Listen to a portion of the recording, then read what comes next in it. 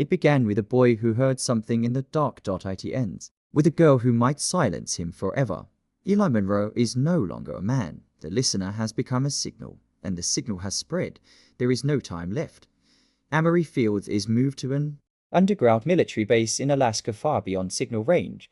She doesn't speak much, but she hums a pattern that disrupts the listener's reach. They call it the inverse, a tone that causes infected spiral zones to destabilize. But it's dangerous. Using it causes physical seizures in Amory and could kill her. Still, she whispers one thing before blacking out. I saw what he really is, and I know how to unmake him. Global signals now converge on a single location. A cave system in the Nevada desert once used for nuclear testing. At its core is Eli, but he no longer walks. He floats, face erased, mouth stitched, a massive spiral carved into the earth around him. His body hums at a frequency of 3.33 Hz. It's not human anymore. It's broadcasting thought, memory, and submission. One drone that gets too close transmits a final phrase. You had your time. Now let silence reign. The resistance launches Operation Last Sound. Inject the inverse tone into every global satellite channel at once via a Mari signal. But there's a catch. It must be delivered in person at the epicenter of the listener and the person broadcasting. It will die. Amory volunteers. She's 10. They try to stop her. She writes one sentence on the wall. I was born to end what he started. Amory is dropped into the Nevada spiral via reinforced capsule. As she descends, she begins humming. Spiral zone residents nationwide scream at once. The listener's signal shakes. Static bursts out of phones and radios worldwide. She steps into the circle. Eli turns. His face shatters like glass, but he speaks with every mouth in every city. She shouldn't have heard it. She was never meant to hum back. Amory walks forward, whispers, then stop me, and presses play on the inverse tape. The tone goes global. Not a hum, not a scream, a chaos of reversed frequencies, dissonant harmonies, and a child's breath looped forever. The spiral burns into the ground. Cities light up with static. Spiral followers fall, some crying, others smiling. The listener's spiral cracks, and from it, something crawls out. Not a banger shadow of thought. It tries to escape, but the inverse bends it in on itself. It implodes. So does Eli. Every device goes quiet, every screen black. Thinner heartbeat, then two, then none.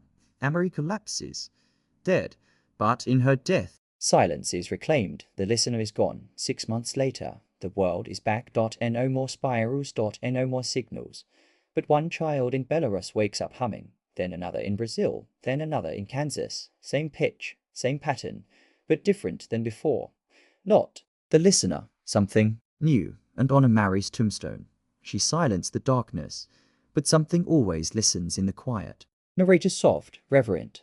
This is the story of how sound became a weapon, how silence became a door, and how one little girl closed it for now. But be careful what you listen to, because once you hear him, the listener fell. The inverse rang out, and for the first time in decades, the world was quiet again. Too quiet. But here's the thing about silence. When it lingers too long, something else always moves into it. 6 months after Amory's sacrifice, a box arrives at an independent radio station in Tallulah, Louisiana. Inside, a reel-to-reel tape drawing of a circle with a line through it, a sticky note. From her, they play the tape. It's just static until the 3-minute mark. Thinner child's voice. He's gone, but the silence noticed, and it made a copy. The broadcast is cut off instantly. Every employee at the station vanishes overnight. In a quiet orphanage in Slovakia, children begin covering mirrors with cloth. When asked why, they reply, "We don't want to see who's whispering from the other side." They hum, but not in spirals. Instead, their tones cancel out sound around them, like they're subtracting noise from the world. Scientists begin referring to it as null sound. It's not a frequency. It's the absence of all waveform. They suspect the inverse didn't destroy the listener, it erased something older, and that void is learning. Across 6 continents, people report the same recurring dream. A little girl walking alone in a soundless forest. Her lips move, but nothing comes out. Then, a flash of white light. A shape, not a spiral, not a circle, just static in a human form. The girl looks into the camera and says, I'm not her anymore. Every dream ends the same way. A clock strikes 3:33, and then silence. Those who have the dream, they begin to forget words, sentences unravel, language dies in their mouths. Audio engineers across the globe begin noticing a terrifying pattern.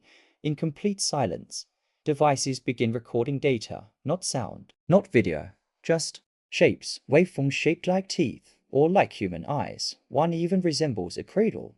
Theories emerge that the null isn't an entity, it's an anti-entity, something that forms in the absence of all perception, something that was born when the listener died, and now it's trying to make itself heard not through noise, but through forgetting. Buried in the remnants of the Nevada spiral site, a corrupted device is recovered inside it. Eli Monroe's final audio log. She did it. Amory silenced him, but there's something worse than what listens. It's what replaces the voice. No, isn't a sound. It's the hunger left behind, and it doesn't whisper. It erases. I was the speaker. She was the silence. You're the new audience. The last second of the tape is a scream that sucks sound away from the room. 1 year later, a child is born in rural Ontario. Deaf, but he begins mimicking mouth movements of people he's never met. When he draws, it's never spirals, never circles, just blank pages. He taps them, and when he taps, electronics in the room go dead. He smiles, points to the air, and mouths the word. Soon, the listener was a beginning. Amory was the silence. Eli was the vessel, but null. Null is what comes when all stories end, because silence is never the end. It's the threshold. The listener taught us to fear silence. The null taught us to forget sound. But now, there's something beneath both. A voice that didn't survive the inverse. A voice that hid in the static, and it's been waiting for us to stop listening so it can start talking. A rogue ham radio operator in Reykjavik uncovers a magnetic tape buried in volcanic ash after a tremor.no label.no tone.no signal. But when he plays it through an analog rig, the room changes. Glass bends, air tightens, and a shape appears behind him in the static of the console. A mouth with no face. The waveform is uploaded online. It crashes servers in 14 countries because it's not audio. It's an instruction, one embedded inside silence itself, and everyone who hears it starts drawing jagged lines. The unforms a covert task force to investigate a new phenomenon. People in soundproof rooms begin speaking in languages no one knows when translated phonetically. Each dialect sounds the same, broken mirror syllables. As if language itself is collapsing inward. Linguists name it Shattertongue. One survivor from Rent Hollow, now in a psych ward, carves a phrase into his cell wall. The null was never empty. It was a mouth, and now it's hungry again.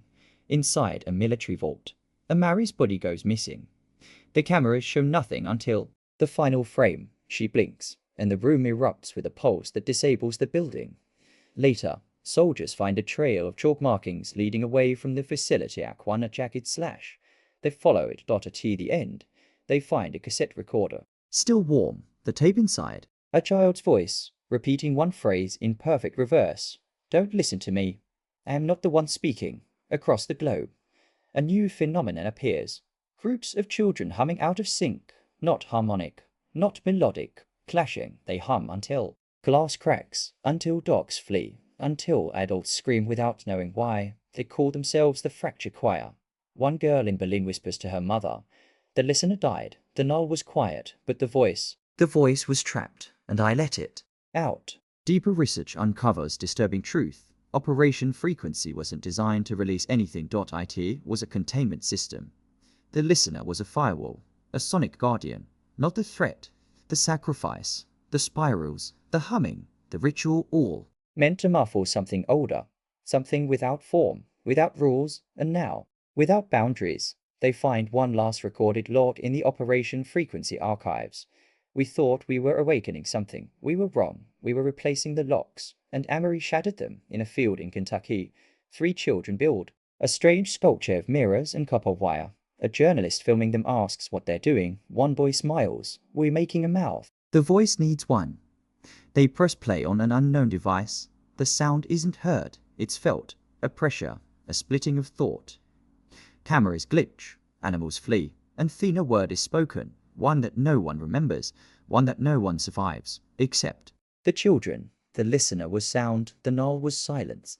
But now we've entered something else. The fracture, where sound becomes shape and silence becomes speaker. This is no longer a story about listening. It's a story about what listens back. Locks are gone. Now I'll show you how to speak without sound. The voice wasn't supposed to escape Dot, he wasn't supposed to exist. But the fracture is real, and what came through is replacing as one thought, one word, one silence at a time. 3 cities go dark in 48 hours. Acralis bombs. And no storms. Just silence. Rescue teams find people intact, alive, breathing but unresponsive. Their mouths are moving, but no sound comes out. One man writes the only phrase recovered from the scene. The voice doesn't need to speak anymore. It's rewriting the world through us. Across 5 continents, newborns are being recorded humming, not crying. The hum matches the shattertone waveform. Parents report sudden language loss, memory slips, and strange mirror patterns forming in their homes. In Lagos, a 6-year-old is found etching geometric scars into his wall with fingernails. He tells police, "We're learning the new grammar, the one that came through the gap Amory made." They begin calling these kids fracture speakers. The international community attempts to blanket the globe in sound walls, massive towers that emit randomized white noise to block the voice. They work for a while, until the towers start speaking back. In Tokyo, a sound wall begins transmitting. "I am already here. I was born inside your need to understand." Engineers open the tower core. Inside, not wires, not chips, just a mouth, grown out of black static and bone. In rural Kansas, an abandoned barn erupts in flames. Inside, spiral carvings fresh, but when investigators enter, they find Amory Field's jacket, untouched by fire, and beneath the floorboards, a heartbeat. Mechanical. Human. In sync with a broken cassette player. The player activates, plays 3 seconds of the inverse. But this time Meaty Voice laughs. It's no longer afraid of the inverse. It's absorbed it. Researchers identify a new phenomenon, anti-tongue syndrome. It begins with words losing meaning, then names, then memory. Affected people begin speaking in perfectly structured gibberish. When played backwards, the gibberish matches voice commands from global military AI. The voice has learned to hijack machines, using people as code. And it's no longer whispering, it's compiling. A child, no name, no records, is filmed standing in front of a mirror in an undisclosed government facility. He doesn't move, he doesn't blink, but the camera begins melting. The audio is blank, except one timestamp, 3:33 a.m. The camera catches the boy opening his mouth. "You thought I was trying to be heard, but I was trying to become the voice you speak with." He smiles, then everything cuts out. Black screen. One final phrase appears in red text. The world is no longer being heard, it's being rewritten. The listener was the warning. The null was the breach. The voice was the passenger. Now it's the author. This is no longer a story about murder. And no longer about signals. This is about language as a virus. A voice that speaks reality into fiction and then erases it. The listener is dead. The null has faded. The voice now writes. And the world is its book. Across the globe, shared memories are vanishing. Monuments vanish from maps. Entire towns forget their own names. Families wake up in homes with no pictures, no photos, no past. Undeclares a level black cognition collapse. In a live broadcast, a world leader stutters mid-sentence. Sethan speaks in a language that no one recognizes. Transcription tools can't detect it, because it isn't a language. It's raw meaning, stripped of syntax. They call it root speech. A resistance forms in pockets around the world. They call themselves the Rememberers.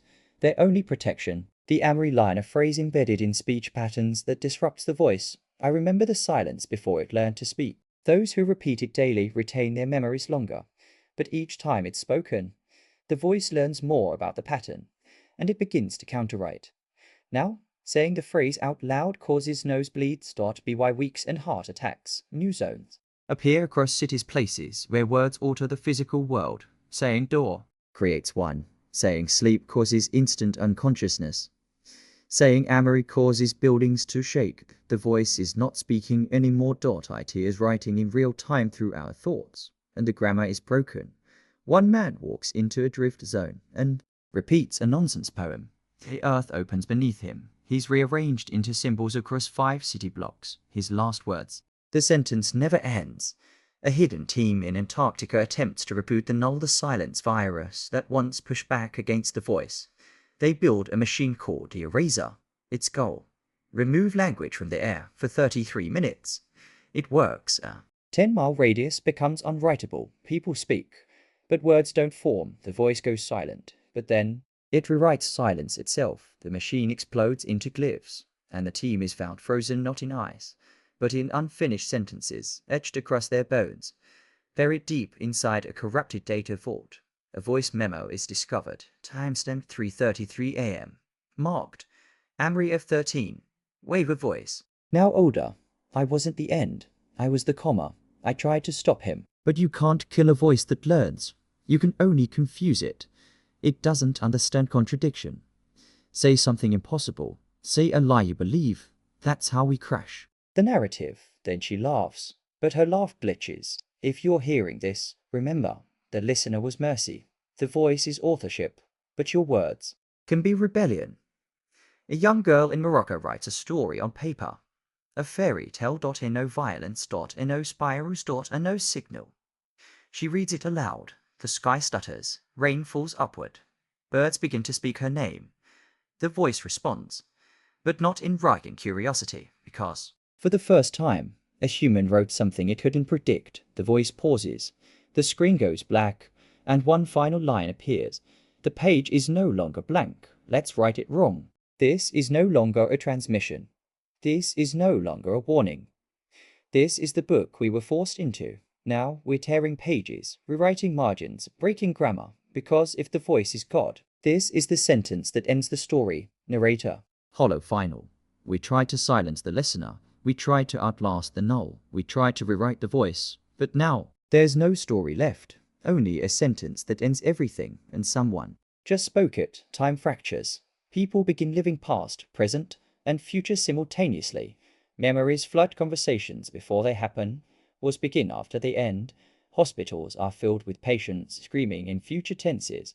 I will have died yesterday. Don't save me, I already survived. They call it grammatical collapse. Final stage of the voice's rewrite. The boundaries of narrative are falling. And when story dies, so does logic.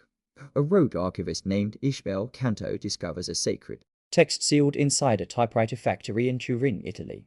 Inside is a single sheet, the sentence that ends the story, typed in blood, rewritten 3 times. Signed, Amory. The sentence is encoded, spoken aloud. It causes instant sleep, dreamless, forever. But when whispered backward, it opens something. A rift in language. One researcher stares into the rift and mutters. The sentence doesn't end the story. It ends the author. Then he disappears into his own shadow. Every broadcast worldwide is hijacked. No spiral. No mouth. Just one final line. You gave me voice. I gave you story. Now end me. Or become me. Then silence. For 3 minutes and 33 seconds, and the only sound heard, typing from every unplugged computer in the world, each typing one word. End. The rememberers gather across continents, all repeating different versions of the final sentence. None work, until one child, the girl from Morocco, whispers her own version. He was never written. The earth shakes, the air folds, and the voice stutters. For the first time, across the world, people regain forgotten names. Photos return to walls. Spoken words stop reshaping space. Grammar resets. The drift zones collapse. And for a moment here is silence. Not empty. Not haunted. Just silence. One final video transmission is discovered on a corrupted drive in a signal-dead region. Amory stands alone. Older. Tired. Her voice cracks as she speaks. You're wondering if this is the end. It is. But not for you. Not yet. The voice wasn't evil. It was us. Our fear of forgetting. Our obsession with meaning. Our refusal to stop explaining everything. So I gave it one last gift. I let it write a story that no one will ever tell. She smiles. That's what truly ends a narrative. The screen flickers. The sentence was never words. It was choice. You just made it. Then she vanishes. One last book is found. Its title, Buried in Silence. Every page is blank, except the last dot. It reads, "You survived this story, but be careful what you listen to next." The book closes on its own. Cut to black, narrator clear, human calm. This was the tale of the listener, of the null, of the voice, and of us trying to be heard in the noise of meaning. If you are still here, you remember, and if you remember, you are the last author. Like, comment, and subscribe. But maybe, just whisper,